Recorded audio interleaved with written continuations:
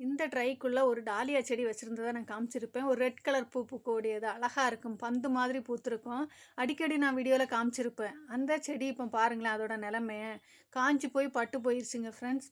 அதான் நல்லா வளர்ந்து வர செடி திடீர்னு நமக்கும் எல்லாருக்கும் நடக்கக்கூடியது தான். எனக்கும் அதே மாரி தான். சட்டுன்னு காஞ்சு போயிருச்சு. பார்க்கக்கூடிய டைம் ரொம்ப ஃபீல் ஆயிருச்சு. தேடி பார்க்கக்கூடிய டைம் ஏதாவது ஒரு செடியாவது இருக்கான்னு சொல்லிட்டு தேடி பார்க்கக்கூடிய டைம் தான் ஒரு சின்ன செடி சைடுல தெரியுது பாருங்க. அப்பதான் தெரிஞ்சுச்சு. ஓ! அதோட கிழங்கு அப்போ உள்ளுக்குள்ள இருக்குது. அதனால தான் அது அந்த பச்சை தன்மையில ஒரு சின்ன கிளையாவது இருக்குது அப்டின்ட்டு. சரி இது காஞ்சு போனதுக்கப்புறம் கீழ இருந்து சில டைம் திலுத்து வரலாங்கிற ஒரு நம்பிக்கை இருக்கு. ஆனாலும் எனக்கு மனசு கேட்கல. சரி இத விட்டா சில டைம் இதுவும் பட்டு போயிருச்சுன்னா என்ன பண்றதுன்னு சொல்லிட்டு அந்த நுனிய நான் கிள்ளிட்டு வந்துட்டேன். கிள்ளிட்டு வந்துகிட்டு அத தனியா நட்டு வச்சா அது சில டைம் நல்லதா வளர்ந்து வருமே அதனால.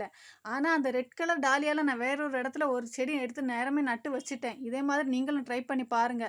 செடி பட்டு போக்கு முன்னாடி ஒரு புது செடிய உருவாக்கிருங்க.